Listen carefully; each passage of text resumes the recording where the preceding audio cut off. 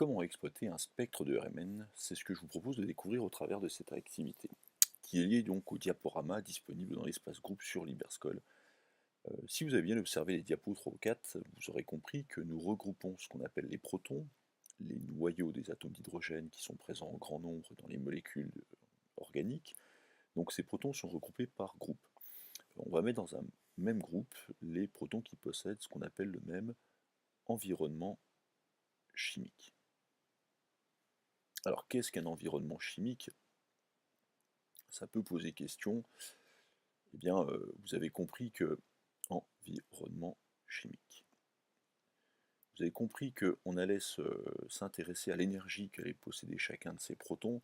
Et donc, bien sûr, leur énergie va dépendre des atomes qui se situent autour d'eux. Donc ici, cet atome d'hydrogène a deux autres atomes d'hydrogène autour. Il est lié à un atome de carbone.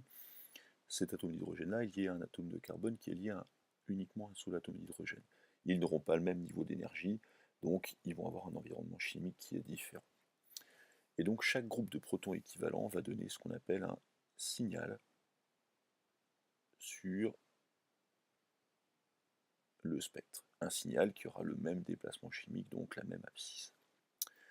Alors, voyons donc ici combien il y aura de groupes de protons équivalents. Alors pour simplifier les choses, en terminal S, on rencontre deux situations différentes. Pour nous, principalement, les protons seront équivalents s'ils sont portés par le même atome. Donc ici, par exemple, cet atome de carbone va porter 1, 2 et 3 hydrogènes, qui seront donc tous équivalents. Il y a d'autres protons équivalents dans cette molécule.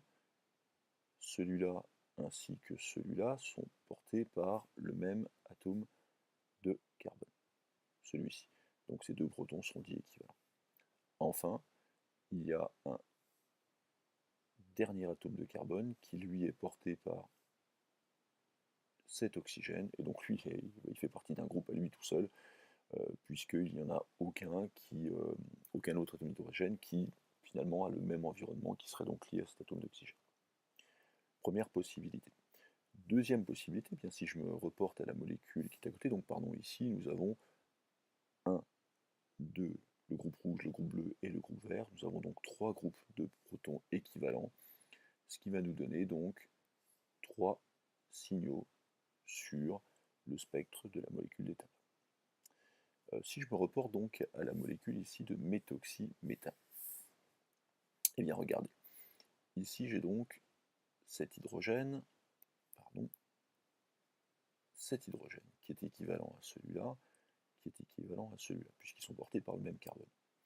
Alors maintenant, si on peut remarquer une petite chose qui est intéressante tout de même, c'est que cette molécule, elle présente une certaine symétrie. Si je trace ici cet axe, eh bien je vois que ces deux parties de la molécule sont parfaitement symétriques.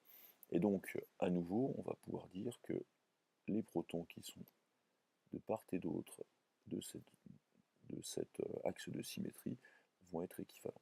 Donc en réalité, cet hydrogène-là est équivalent à celui-là, qui est équivalent à celui-là, et ceux-là sont équivalents à ceux-là, puisqu'ils vont avoir exactement la même énergie. Donc finalement, pour le méthoxyméthane, j'aurai un seul, alors non pas signaux, mais je pourrais corriger ici, un seul signal.